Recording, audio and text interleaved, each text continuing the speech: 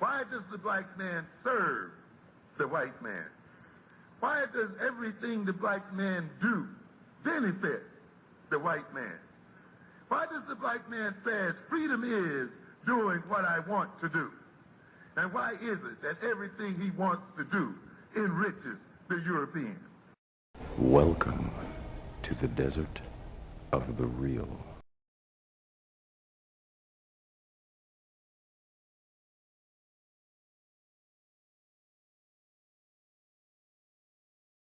Did you see the New Edition story? I seen parts of it. I didn't see the whole thing. Six dudes and 4 buses.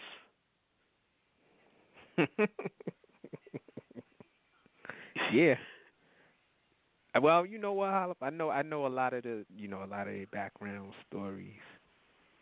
Yeah, the background Everybody stories, got they some emotional ass niggas.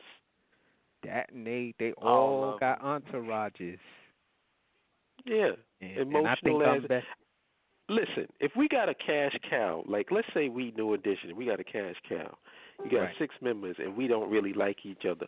Do you really think that means anything? I go to my job all the time, and you always around people you don't like. Does that stop you from getting that check? No. You know the Rolling Stones hate each other?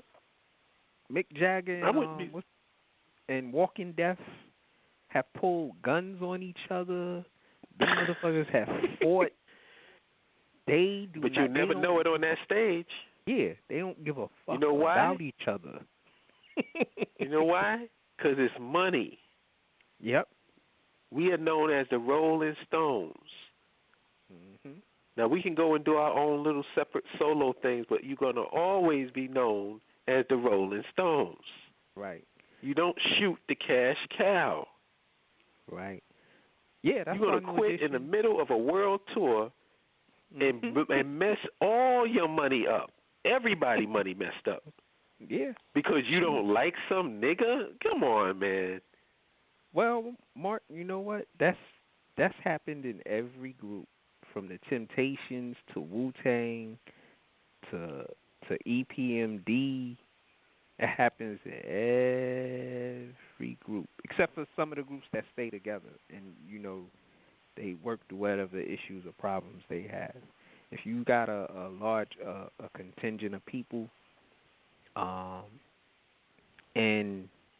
I know I saw part of the New Edition story where they were trying to really take Ralph and make him the star and make him solo and lead the other dudes, and he said, "Nah, it's either me with them or not with me," and he did that at a young age.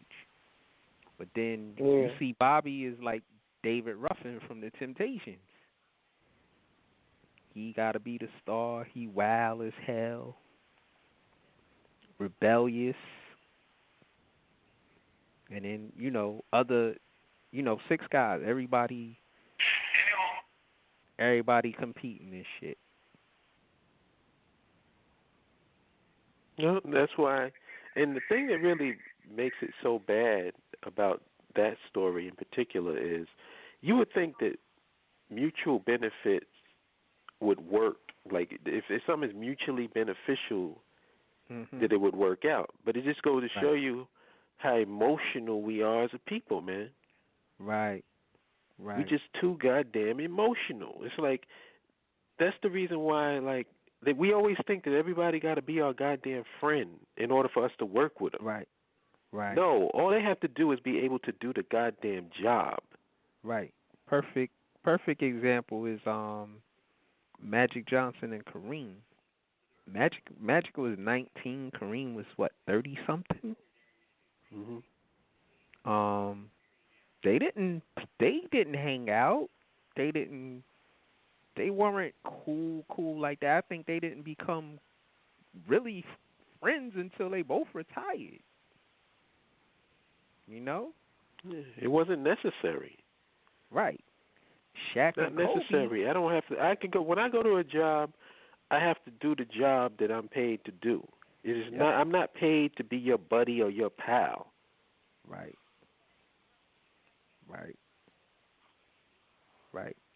And that's what we got to learn. Shaq and Kobe, it was the opposite. Kobe felt Shaq wasn't working hard enough. I'm like, motherfucker don't have to work hard as you do. He's already gifted. Leave him alone. Stop trying to But be see, a that leader. all comes because what that all comes from, and if anybody has gone to school and read anything about how groups work and management and all this other stuff, people like that are what I call toxic personalities. Who, Kobe? Yeah, they grow seeds of dissension no matter where they are. Mhm. You know, you put them in a group, what they're going to do is they're going to be the one to talk about somebody behind their back. And then what that does, it creates this dissension, and it grows from that point. Right.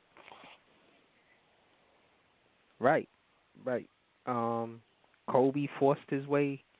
He forced his way to L.A. because the Nets and I think Charlotte and I think another whack team was going to draft him, and he said, "No, I won't play for you."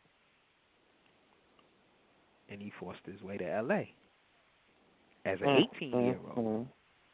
And people always say people think I'm hating on Kobe. I'm not necessarily hating on him, but I'm like,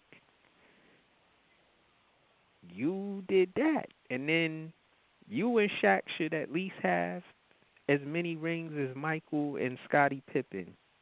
But y'all butted heads, and Kobe didn't want to be the second in command until Shaq left.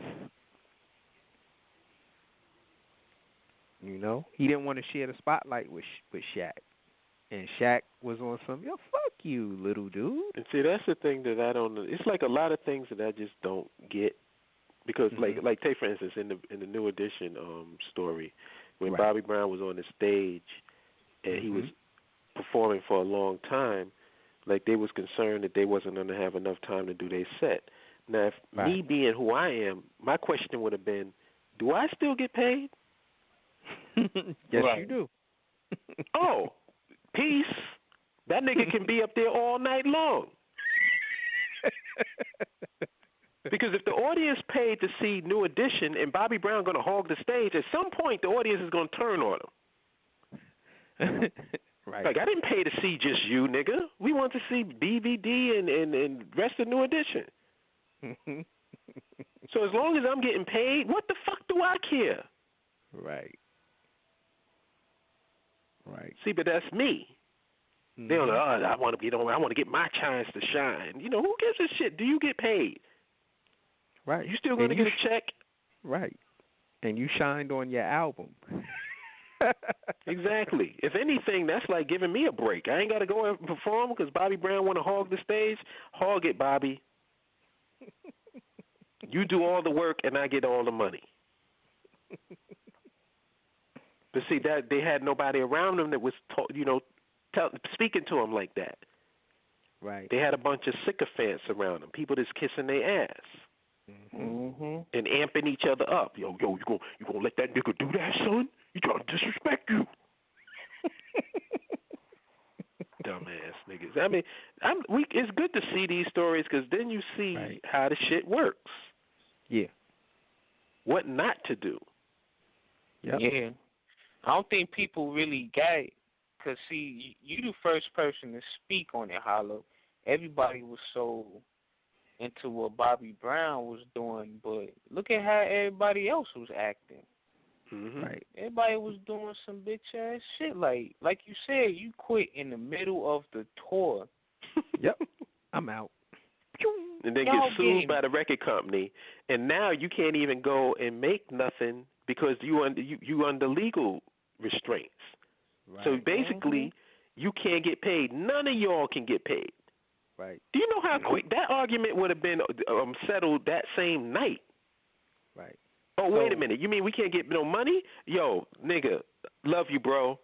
Give you a hug and let's get back out on this stage and do this thing. So y'all realize, right? When everybody bubbled, Johnny Gill had his solo project out. BBD had their solo project out. Ralph had his out. And Bobby had his out. What happened the second time around? None of their shit got promoted. None of them and none of their albums got promoted. And they had to go back to each other. And also, they kept signing fucked up deals. And also, here's another point. BBD, Bobby Brown, and Ralph was all under the same record label as New Edition. Ain't that some bullshit? Yeah. They showed you why, because all of them was freaking had addictions. Yes. Yep. They was on some bullshit. And each one of them, like it was like a combination of everything. It wasn't just Bobby Brown, although Bobby Brown was a fucking asshole. Yeah. And he was because how can it be your fucking prerogative, nigga, if you in a group?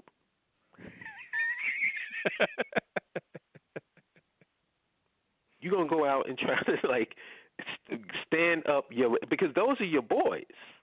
Right. So when you do that, you basically disrespecting your boys, and then you getting mad because they making an issue about it. Yeah. Well, we experienced that. Yeah. In our travels, in doing what we're doing. Yep. Production-wise. It's like you in a movie theater and you yelling and screaming at the screen, and then somebody tells you to be quiet, and now you want to fight them. Yep. I heard a story that one of the tours they were on, they were still teenagers, and Ralph was contemplating leaving the group, and they came to his house to come get him, and he was in his house, but he ain't come to the door for them. How would I do that to you, Mark? You come to my house and I don't answer the door to you, or your sister calls me and I bang a phone on her. You know. Well, the funny part to me was, and I don't know if they showed that in the movie. I think Michael said he didn't know until this thing came out, until they read the script for the movie, that Ralph didn't like him. I thought that was funny. That's crazy. He said he had no idea that Ralph had, felt that way about him. Damn. Well, shit happens, man. Yeah, but guess what? But it's like that's the thing. That's the thing with groups and people who's together. And people can be together, but their motivations for being together ain't always the same. Right.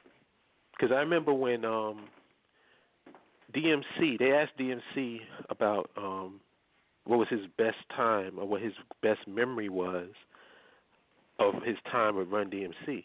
And I always thought that his answer was so cool because you would think it would be like tours or something or some crazy-ass story. He said his best time with Run DMC was with him, Run, and Jay was in the hallway in Queens rhyming. Mm-hmm. You know what I'm saying? So it's like some people will be in a group because they love the group. They love the togetherness. Right. They love the brotherhood. Some people will be in a group because they saying, damn, this group can make a lot of money. If I stick with these dudes, I can get paid. It's like everybody got their own thing going on. Some people could be in a group because they feel it's a launching pad for their solo album. You know what I'm saying? It's like everybody can be together, but they're not really together. Right. Right. So it's just real crazy. I like those type of stories because it just goes to show you how things go, man.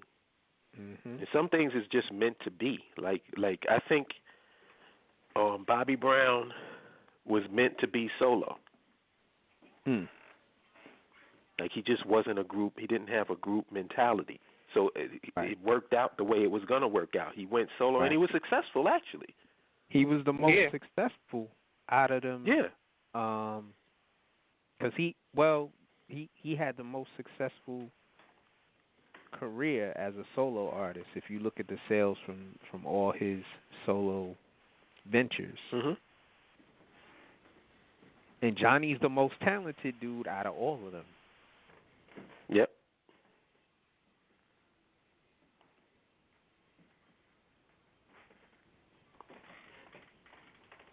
And it's funny, I like man. these stories too. It's funny, like, you know, I just find it fascinating that you can have a bunch of people together and each person has their own agenda or their own perspective. So it's very hard. I thought that Wu-Tang did a pretty good job in terms of the whole concept because they knew Wu-Tang was the cash cow, and they just accepted the fact that, well, everybody going to have their, you know, solo album. Yep. So it wasn't a big deal. Like, that's the other part that I found funny about it, is like how a solo album was almost looked at as like being a traitor or something. It's like, come on, man.